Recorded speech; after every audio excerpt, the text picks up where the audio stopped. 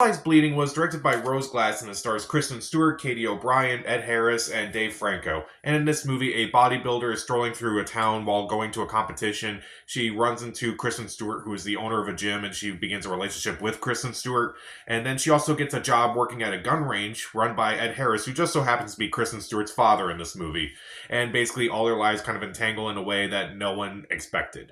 So this is a movie I was kind of looking forward to for a few reasons. One, I thought the trailer was pretty good. A24 is releasing this movie, and they're usually releasing some really interesting stuff every year. Also, Rose Glass previously directed Saint Maud, which I thought was a pretty interesting movie and kind of a really intense directorial debut. And I was kind of curious what she would do next as a filmmaker. This was not the direction I was thinking she was going into, but it's definitely an interesting way to go after a movie like Saint Maud, kind of going in a different genre, which I think is fascinating. So I saw this movie a couple days ago, and I cannot stop thinking about it. This movie is really good. I thought this movie was really interesting. I thought it was completely unpredictable. I actually really enjoyed this movie for the most part. Let's talk about what I do like in this movie. First off, the actors do a fantastic job. Kristen Stewart, who, I made fun of her in her Twilight years, but honestly, she's kind of proven herself to kind of be a really good actress. She's really good here. She was really good in Spencer, and I thought she was incredible in this movie. Katie O'Brien as our lead character, I argue she's more of the lead character in this movie than Kristen Stewart is. I think she was really good as well. I thought this was like a real game-changing performance. I've never really noticed her in anything before. I noticed she was in a couple Star Wars shows and was also in one of the Marvel movies. I think she was in Quantumania. But here, I thought she was fantastic, and I definitely thought she did a really good job. I hope she gets more work out of this. Ed Harris, who I haven't seen in a movie in a while, also did a decent job as someone in this movie, as a bad guy in this movie. I won't call him a bad guy because I think everyone in this movie is kind of just a villain in some way. But I thought he was pretty intimidating as in this movie, and I was like very uncomfortable with a lot of his scenes. Dave Franco, I kind of laughed at his character a lot, mainly because I'm like, this dude is so pathetic and he plays it so well. I thought he did a decent job in this movie as well. It looks absolutely stunning. The cinematography is just absolutely gorgeous. It does have that 80s aesthetic where it feels like it does come from that era, and it doesn't really feel like it's like using it to like, for nostalgia or anything. It definitely feels like it comes from that era. The score, the soundtrack, I think are also really well done. It's completely unpredictable. Where it's like a lot of times these days, I feel like I know the direction a lot of movies are going into. This movie, I did not, and I was really glad about that. It's like something where it's like I just could not imagine like where this movie's going to go. Like the twist was going to turn, the twist that would happen. I'm like, okay, this is something I'm looking forward to. Something I don't really know what's going to happen. I'm like, thank you for that. Also, there's so many moments where it was just like tension filled. I thought it definitely had a claustrophobic feel to it. There were times where I was watching this movie and I was like kind of like getting extremely nervous. I'm like, what's going to happen to these characters? What's going to happen in this movie? It's like, what's going to happen next? Who's going to get hurt next? It's like, that's really intimidating.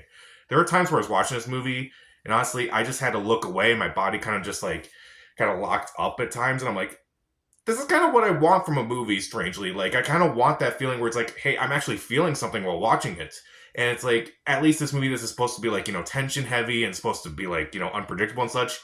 It works. It works that way. Also, I do feel like there's a lot of, again, I had a lot of visceral reactions to this movie. Like, there are so many moments where it's like, some are like very intense. And I'm like, I'm surprised this movie's going in that direction. That is really, I don't want to say too far, but definitely there are moments where I'm like, you're pushing the envelope, but I think it is kind of working. Some I think are for shock value, but I'm not going to talk about that too much. Meanwhile, I do like the way they kind of like play with the imagination a bit. Kind of like mainly towards the end of the movie where it's like, okay, you're definitely playing with a lot more and you're kind of like blurring the lines between like what's real and what's not. Because there are times where it's like, okay, it's clearly what we're clearly seeing at times is not really what's happening, but I'll talk about that. And I kind of do like in this movie too how the movie kind of makes you ask a lot of difficult questions about like, who is like the real bad guy in this movie. I feel like a lot of times it's like, it's kind of dry. It's like, okay, this person's good, this person's bad. But like a lot of times they do have like this whole play where it's like everyone in this movie kind of does something awful. Like Ed Harris does some really awful things and has done awful things in his movie. In like before the events of this movie. Kristen Stewart winds up doing some really awful things in this movie. Katie O'Brien does some horrible things in this movie as well. I do think the movie does a really good job of like trying to show that like, everyone in this movie is flawed in some way without like degrading someone. But let's talk about some things I don't like about this movie. Now, I mentioned that the movie does play with the imagination a lot, which Saint Maud also kind of did that same thing. And here, it's a little bit obvious at times where it's like, yeah, they're clearly like, it's some events that are happening in this movie are clearly not happening actually. Like, there are moments where it's like, there's a scene about 2/3 of the way through the movie where I won't spoil it by any means, but like there were clearly times where I was saying, "Oh, that's clearly not happening. That is definitely not happening." And there's one towards the end of the movie where, again, I won't spoil it. This is a movie you kind of need to know what you're getting into in advance, and maybe you kind of need to know nothing about this movie going into it. And it's a movie where you should know everything and nothing at the same time.